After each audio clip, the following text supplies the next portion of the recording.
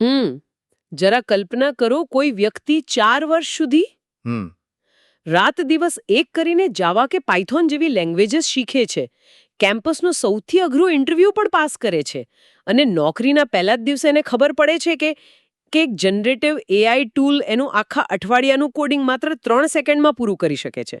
હા, અને આ કોઈ સાયન્સ ફિક્શન ફિલ્મનો સીન નથી હો. બિલકુલ નહીં. અત્યારે ભારતના આઈટી સેક્ટરની આ જ વાસ્તવિકતા છે. એટલે કે જે સ્કિલ પાછળ તમે વર્ષો આપ્યા તે અચાનક રિપ્લેસ થઈ રહી છે. સાચી વાત છે. અને આજના આપણા આ ઊંડાણપૂર્વકના વિશ્લેષણમાં આપણે આ જ મુદ્દા પર વાત કરવાના છીએ. આપણી પાસે ડૉક્ટર જસવંત રાઠોડનો એક અત્યંત મહત્વપૂર્ણ લેખ છે. એનું ટાઇટલ છે the Indian IT evolution from global flattening to AI. આ લેખમાં બહુ જ સ્પષ્ટ રીતે ડેટા અને પેટર્ન સમજાવવામાં આવી છે કે કેવી રીતે એઆઈ આપણા દાયકાઓ જૂના બિઝનેસ મોડેલના પાયા હચમચાવી રહ્યું છે. રાઈટ. અને આમાં સૌથી રસપ્રદ બાબત માત્ર ટેકનોલોજીમાં આવેલો બદલાવ નથી. હું તો કહીશ કે આ આખી એક ઇકોનોમી માટે અસ્તિત્વ ટકાવી રાખવાનો સવાલ છે. એક્ઝેક્ટલી. આપણે એ જોવાનું છે કે કેવી રીતે અબજો ડોલરની ઇન્ડસ્ટ્રીને પોતાનું મોડલ રાતોરાત બદલવાની ફરજ પડી રહી છે. અને લેખકનો સૌથી મોટો દાવો એ છે કે આ બદલાતા સમયમાં ટકી રહેવા માટેનું એકમાત્ર હથિયાર આપણી શિક્ષણ પ્રણાલી છે. હા, પણ શિક્ષણ સુધી પહોંચીએ પહેલા મારે થોમસ ફ્રીડમનના પેલા પ્રખ્યાત પુસ્તક ધ વર્લ્ડ ઇઝ ફ્લેટનો ઉલ્લેખ કરવો છે. અરે વાહ, બહુ જ સારો રેફરન્સ છે આ. હા, મતલબ 2000ના દાયકાની શરૂઆતમાં ટેકનોલોજી અને ઇન્ટરનેટે જાણે કે એક વિશાળ ડિજિટલ હાઈવે ખોલી નાખ્યો હતો, અને આપણે એ હાઈવે પર બહુ જ સ્પીડમાં દોડતા વાહનોના ડ્રાઈવર બની ગયા હતા. સાચી વાત છે. પૂરી દુનિયાનું કામ આપણે સંભાળી લીધું હતું. રાઈટ. પણ હવે પેરાડાઇમ શિફ્ટ એ થયું છે કે એઆઈ એ જ હાઈવે પર ડ્રાઈવર વિનાની એટલે કે ઓટોનોમસ સ્માર્ટ ટ્રકોની આખી ફોજ ઉતારી દીધી છે.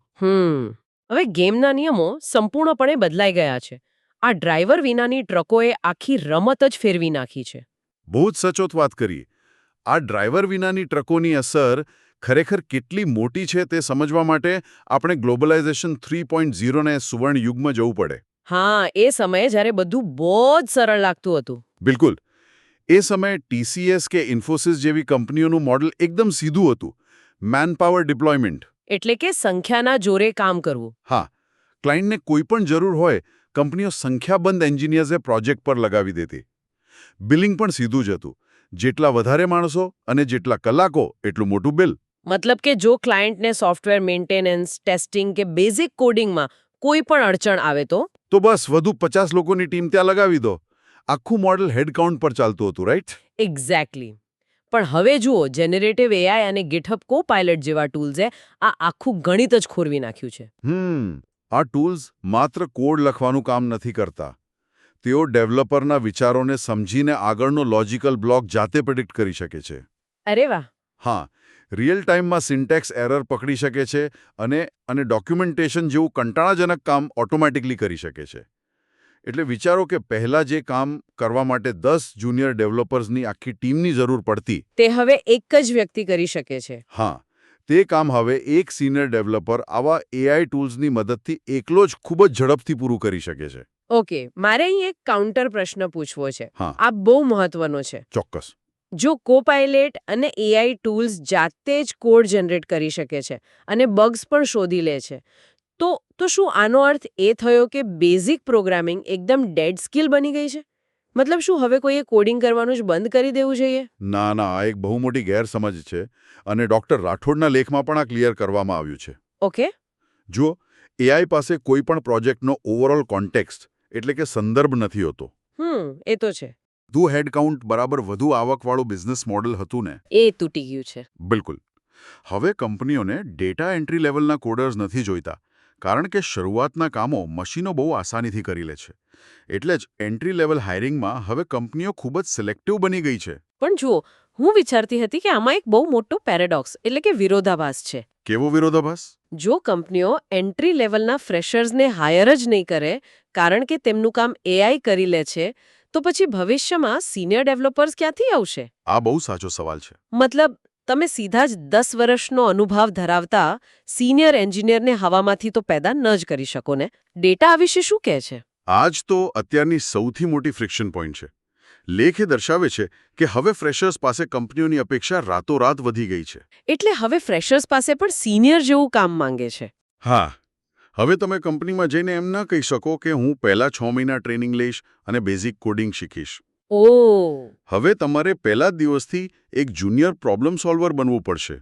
તમારે એઆઈ ટૂલ્સનો ઉપયોગ કરીને તમારા આઉટપુટને મલ્ટીપ્લાય કરતા શીખવું પડશે. એટલે વાત ત્યાં જ આવીને ઊભી રહી કે દાયકાઓ સુધી આપણે દુનિયા માટે સૌથી સસ્તા અને શ્રેષ્ઠ એસેમ્બલી લાઇન વર્કર્સ હતા.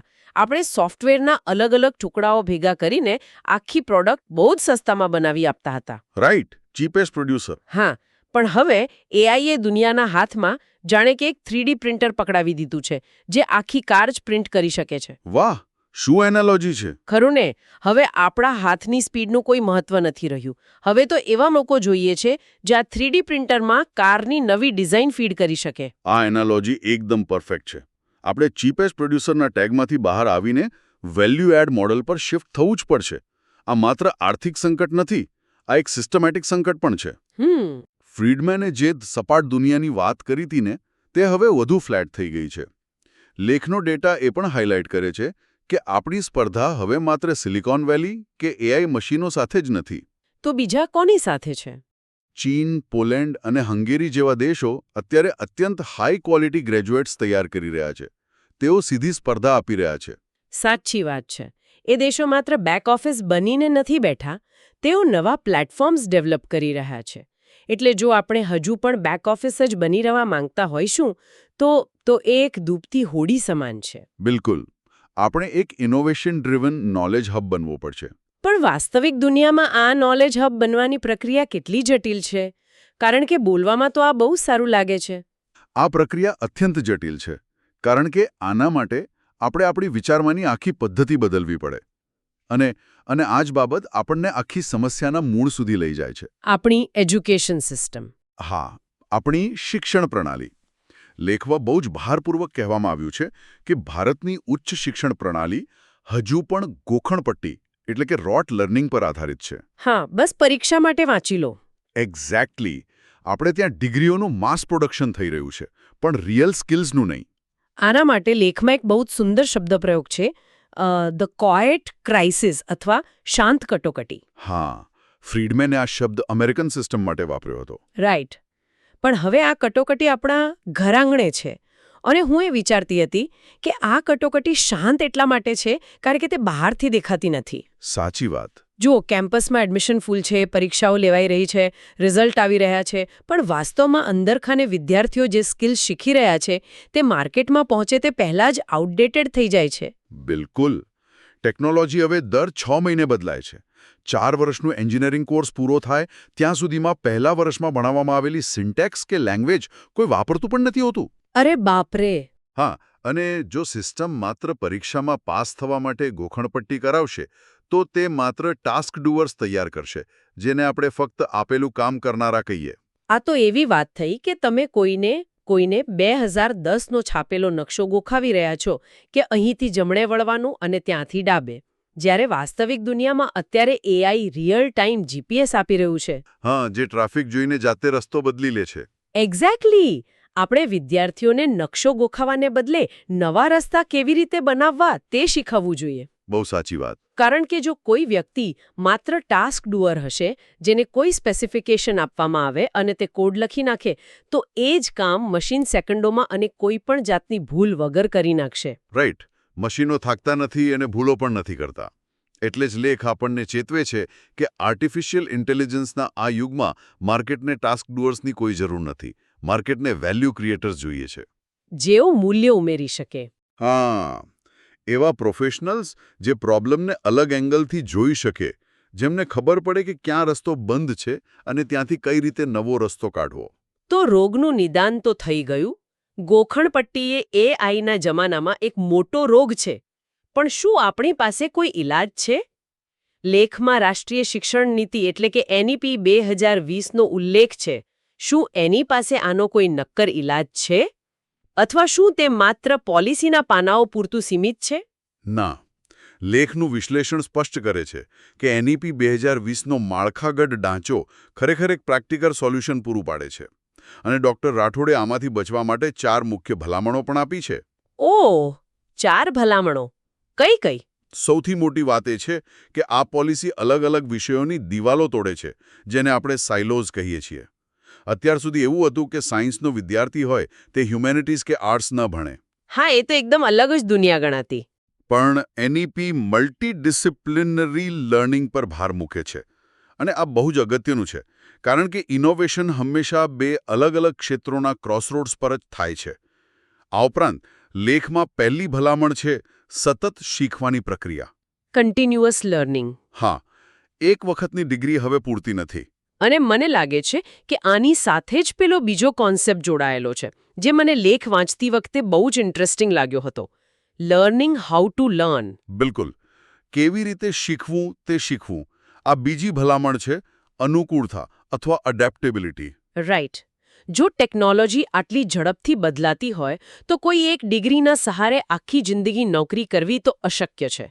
અનુકૂળતા સાધવી એ જ હવે તમારો અસલી વ્યવસાય છે. અને આ જ સતત શીખવાની પ્રક્રિયા છે.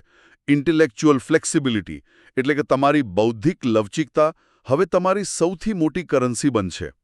તમારે કોઈ એક ચોક્કસ કોડિંગ લેંગ્વેજની સિન્ટેક્સ યાદ રાખવાની જરૂર નથી. તો શું યાદ રાખવાનું છે? તમારે પ્રોગ્રામિંગ પાછળનું લોજિક એટલું મજબૂત રીતે સમજવાનું છે કે આવતીકાલે કોઈ નવી એઆઈ લેંગ્વેજ આવે તો તમે તેને અઠવાડિયામાં જ માસ્ટર કરી શકો. એટલે ફાઉન્ડેશન મજબૂત હોવું જોઈએ. એકદમ સાચું. અને ત્રીજી ભલામણ છે ઉદ્યોગ અને શિક્ષણ જગતનું સંકલન. ઇન્ડસ્ટ્રી અને એકેડેમિયાનું કનેક્શન. હા, લેખ સૂચવે છે કે કોલેજોએ ઇન્ડસ્ટ્રી સાથે મળીને અત્યંત કોમ્પ્લેક્સ સ્કિલ શીખવવી જોઈએ. દાખલા તરીકે ઓપ્ટિકલ એન્જિનિયરિંગ અથવા જટિલ અલ્ગોરિધમ ડિઝાઇન.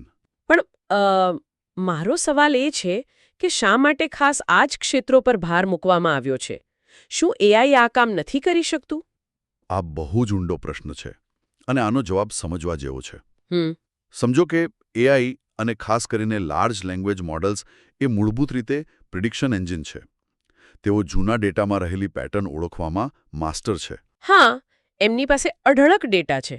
પણ જ્યારે કોઈ તદ્દન નવી કોમ્પ્લેક્સ ફિઝિક્સની સમસ્યા આવે અથવા એવો કોઈ એલ્ગોરિધમ ડિઝાઇન કરવાનો હોય જેનો ડેટાબેઝ પહેલેથી મોજૂદ જ નથી, ત્યારે એઆઈ અટવાઈ જાય છે.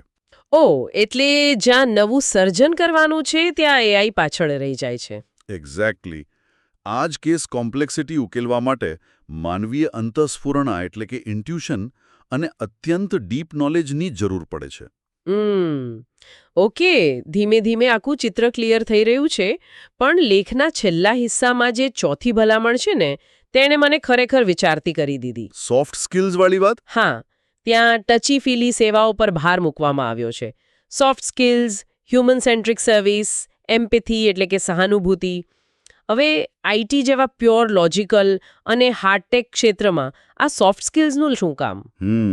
આ સાંભળવામાં થોડું વિચિત્ર લાગે. હા, મતલબ એક સોફ્ટવેર ડેવલપર માટે સહાનુભૂતિ કે લોકો સાથેના વ્યવહારની આવડત કોડ લખવા કરતાં વધુ અગત્યની કઈ રીતે હોઈ શકે? શરૂઆતમાં આ વાત થોડી વિરોધાભાસી જરૂર લાગે, પણ આની પાછળનું મિકેનિઝમ સમજવા જેવું છે. જુઓ, જેમ જેમ ટેકનિકલ કામો એટલે કે કોડ લખવો કે બગ્સ કાઢવા એ બધું કોમોડિટાઇઝ થઈ જશે. મતલબ બધા માટે સહેલું થઈ જશે. હા, ત્યારે કોઈ પણ વ્યક્તિ એઆઈ પાસે ફંક્શનલ એપ બનાવી શકશે. જ્યારે બધા પાસે સરખી જ ટેકનિકલ ક્ષમતા હશે, ત્યારે ડિફરન્શિએટર શું હશે? ત્યારે અસલી વેલ્યુ એ વાતમાં હશે કે તમે ટેકનોલોજીને માણસની જરૂરિયાતો સાથે કઈ રીતે જોડો છો. ઓહ, એટલે કે અસલી સવાલ એ નથી કે પ્રોડક્ટ કેવી રીતે બની છે, પણ તે કોના માટે અને શા માટે બની છે? એક્ઝેક્ટલી. શું તમે કોઈ હોસ્પિટલના ક્લાયન્ટ સાથે બેસીને તેમની અસલી પીડા અને તેમની જરૂરિયાત સમજી શકો છો? રાઈટ. જ્યારે પ્રોજેક્ટમાં ક્રાઇસિસ આવે ત્યારે શું તમે તમારી ટીમનું યોગ્ય રીતે સંચાલન કરી શકો છો? શું તમે એવો યુઝર ઇન્ટરફેસ બનાવી શકો છો જે વાપરતી વખતે યુઝરને ખરેખર એક ઇમોશનલ કનેક્ટ ફીલ થાય? સાચી વાત છે. આ બધું એઆઈ ન કરી શકે. બિલકુલ. એઆઈ પાસે ઇમોશન્સ નથી હોતા. તે માત્ર લાગણીઓનું સિમ્યુલેશન કરી શકે છે.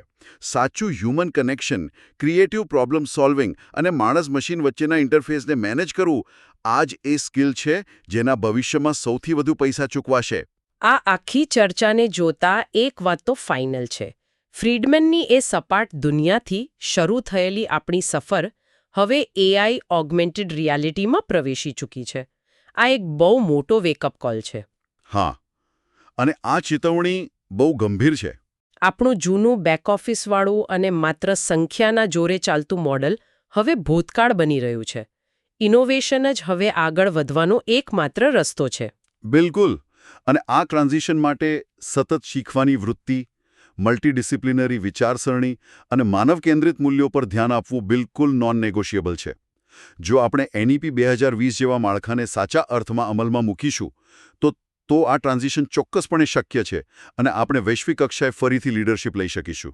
અને એક વાત ખાસ નોંધવા જેવી છે. આ આખી ચર્ચા માત્ર IT સેક્ટરમાં કામ કરતા ડેવલપર્સ માટે જ નથી. આ વિશ્લેષણ અત્યારે કોઈપણ ક્ષેત્રમાં કામ કરતી વ્યક્તિ માટે એક અરીસો છે. સાચી વાત. જો તમારું કામ માત્ર નિયમો આધારિત અને રિપીટેટિવ છે, તો સમજી લેજો કે પેલી AI વાળી સ્માર્ટ ટ્રકો તમારી બહુ જ નજીક પહોંચી ગઈ છે. એટલે જ એ સ્પર્ધામાં ભાગ લેવાનું જ ટાળવું જોઈએ, જ્યાં માત્ર રિપીટેશનની કિંમત હોય. આપણે આપણી ક્રિએટિવિટી અને એડેપ્ટેબિલિટી પર રમવાનું છે. એકદમ સાચી વાત. અને આ જ સંદર્ભમાં આજના ડીપ ડાઇવના અંતે મને એક બહુ જ રસપ્રદ વિચાર આવે છે, જેની સાથે આપણે આ ચર્ચા પૂર્ણ કરીશું. ચોક્કસ. જરા વિચારો. જેમ જેમ AI અને મશીનો તમામ લોજિકલ, ગાણિતિક અને સિન્ટેક્સ હેવી કાર્યો પોતાના હાથમાં લઈ લેશે, ત્યારે ટેક બેકગ્રાઉન્ડની આખી વ્યાખ્યા જ કદાચ ઉલટાઈ જશે. શું વાત છે? આ બહુ ડીપ થોટ છે.